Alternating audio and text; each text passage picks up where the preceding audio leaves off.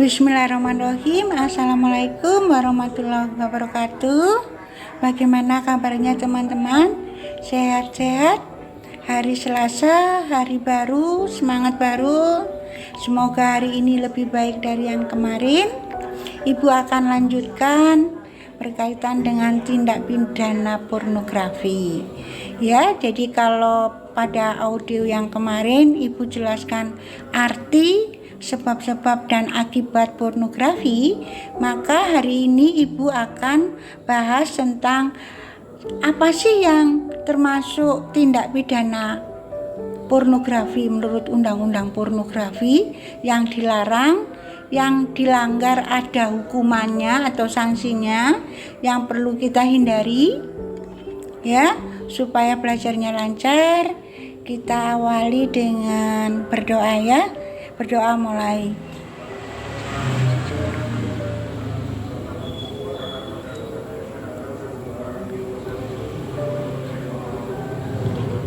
Berdoa selesai.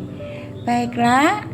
Jadi menurut undang-undang pornografi, jenis-jenis tindak pidana pornografi yang dilarang, jika dilanggar ada sanksi dan hukumannya yang sangat berat. Jadi wajib dihindari. Jadi tidak boleh coba-coba melakukan tindak pidana pornografi, ya, supaya tidak kena hukuman atau sanksi dari negara. Ya, jadi larangan dan pembatasan tindak pidana pornografi yang diatur pada pasal 4 Undang-Undang Pornografi ayat 1.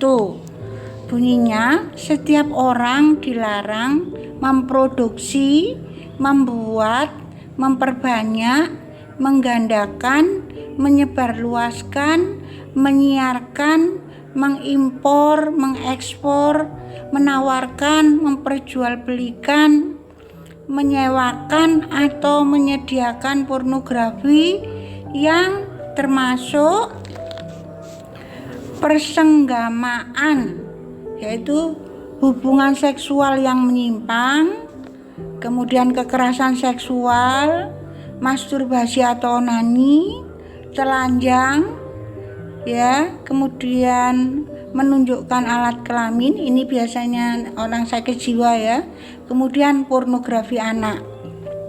Jadi tindak pidana pornografi yang dilarang di undang-undang ini pengertiannya sangat luas banget, ya, diatur pada pasal 4 ayat 1. Contohnya, orang dilarang membuat, ya, membuat video-video pornografi itu termasuk dilarang banget, ya, apalagi memperbanyak, menggandakan, menyebarluaskan. Kenapa? Karena pornografi ini sangat merugikan masyarakat, khususnya generasi muda, ya. Tontonan-tontonan seperti kekerasan seksual, pornografi anak, menunjukkan gambar-gambar setengah telanjang dengan baju yang ketat dan sebagainya, itu sangat dilarang oleh undang-undang pornografi, yaitu pasal 4 ayat 1. Bagaimana hukumannya, ya? Hukuman dari perbuatan-perbuatan tindak pidana ini diatur pada bab 7 ketentuan pidana undang-undang pornografi, yaitu hukumannya ada 6 bulan sampai 12 tahun, ya, pidana penjara. Ya, jadi nanti dalam proses persidangan itu tindak pidana pornografi yang dilakukan itu bagaimana? Ini ada hakim, ada jaksa, ya. Kemudian hakim membuat keputusan, ya, kisarannya antara 6 bulan sampai 12 tahun pidana penjara, tergantung berat ringannya tindak pidana pornografi yang dilakukan. Kalau denda itu mulai 250 juta rupiah, ya, sampai 6 miliar. Nah, ya, jangan gampang-gampang melakukan tindak pidana pornografi ya kalau kita lihat sanksinya, dan kemudian ada yang melapor ya. Jadi yang pertama pasal 4 ayat 1 itu adalah jenis tindak pidana pornografi yang sangat luas. Kemudian nanti ada pasal-pasal yang menjelaskan jenis tindak pidana pornografi lebih terperinci. Misalnya tentang pornografi anak, ini diatur pada pasal 11 ya. Setiap orang dilarang melibatkan anak dalam kegiatan dan atau sebagai objek dalam tindak pidana pornografi.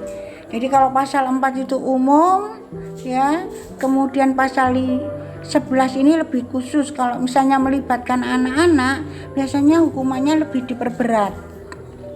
Karena saudara tahu sebenarnya anak itu harus dilindungi dari hal-hal yang buruk ya.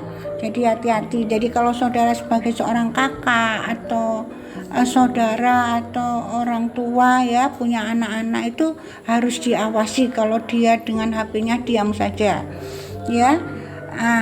Kalau misalnya ada tanda-tanda dia itu suka menyendiri di kamar, kemudian mudah marah, mudah tersinggung, cemas ya, nggak mau belajar ya, ini juga harus HP-nya sekali-sekali dilihat isinya apa sih, kok anak saya yang kelas 6 SD atau adik saya yang kelas 6 SD, kelas 2 SMP ini perilakunya seperti ini.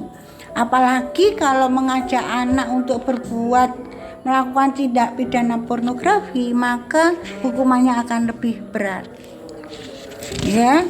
Kemudian termasuk lagi jenis tindak pidana pornografi ya. Di sini misalnya